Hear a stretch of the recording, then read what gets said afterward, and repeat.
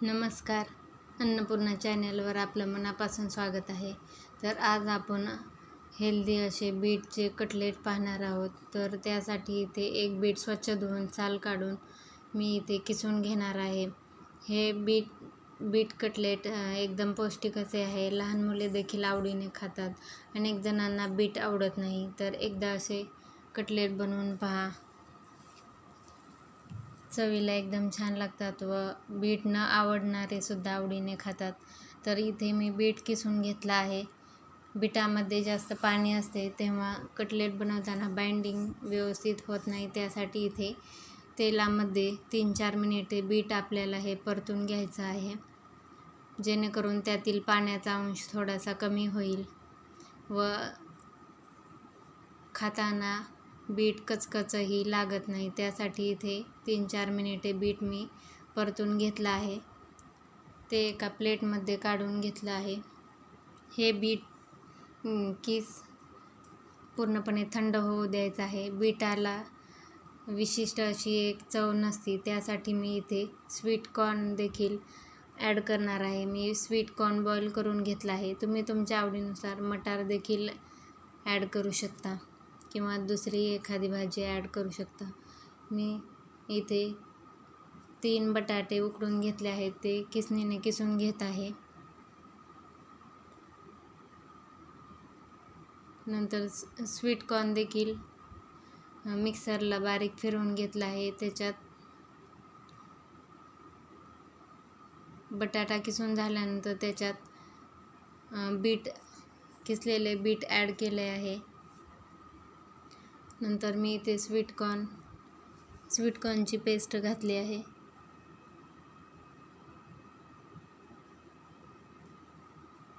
नंतर इथे मी मीडियम साईजचा कांदा बारीक कट करून घेतला आहे, तो घातला आहे.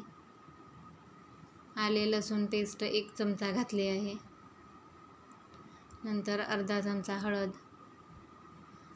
1 चमचा धनेपूड, 1 चमचा जिरेपूड व थोडासा चाट मसाला व गरम मसाला मी इथे ॲड केला आहे.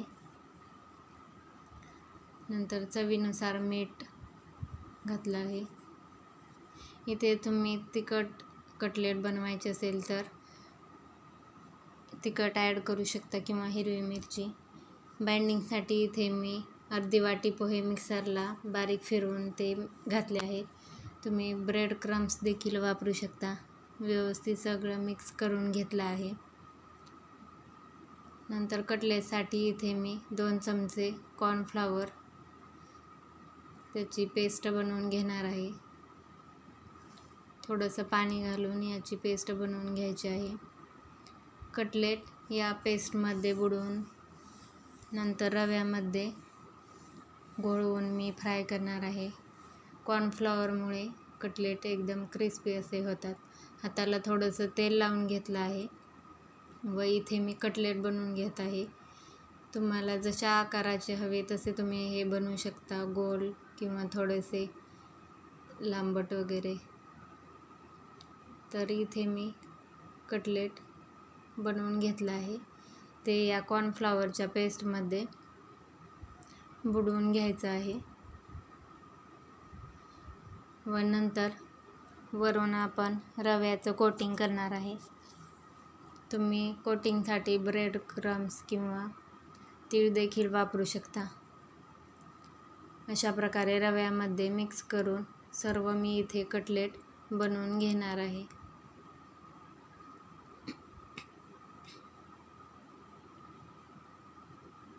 हे कटलेट तुम्ही संध्याकाळी चहाच्या वेळेला किंवा नाश्त्यासाठी देखील बनवू शकता. सर्वच जण हे आवडीने खातात. तर एकदा नक्की बनवा. बीट हे एकदम हेल्दी असं आहे, पण अनेक जणांना बीट आवडत नाही. एकदा नक्की असे कटलेट बनवून पहा. अशा प्रकारे मी सर्व कटलेट बनवून घेणार आहे व मी इथे शॅलो फ्राय करणार आहे.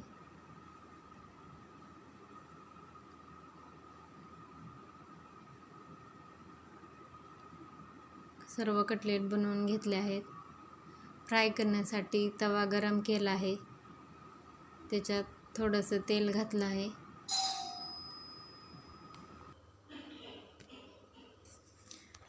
नंतर इथे तेलामध्ये मी कटलेट दोन्ही साईडने फ्राय करून घेणार आहे. पहिल्यांदा खालची बाजू व्यवस्थित फ्राय झाल्यानंतरच आपल्याला ते वरच्या साईडने पलटी करायचं आहे. सतत हलवत राहिले तर कटलेट आपले व्यवस्थित होत नाहीत व कटलेटवरील रवा तव्यामध्ये जास्त पसरला जातो. त्यामुळे एका साईडने भाजल्यानंतर दुसऱ्या साईडने क्रिस्पी होईपर्यंत फ्राय करून घ्यायचं आहे.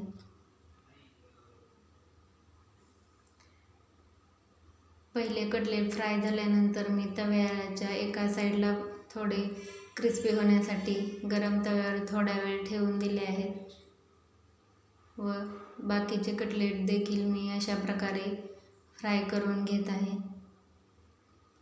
तर आपले क्रिस्पी असे बीट कटलेट तयार आहेत. तर व्हिडिओ कसा वाटला नक्की कमेंट करून सांगा व आवडला असल्यास चॅनेलला सबस्क्राईब करा. धन्यवाद.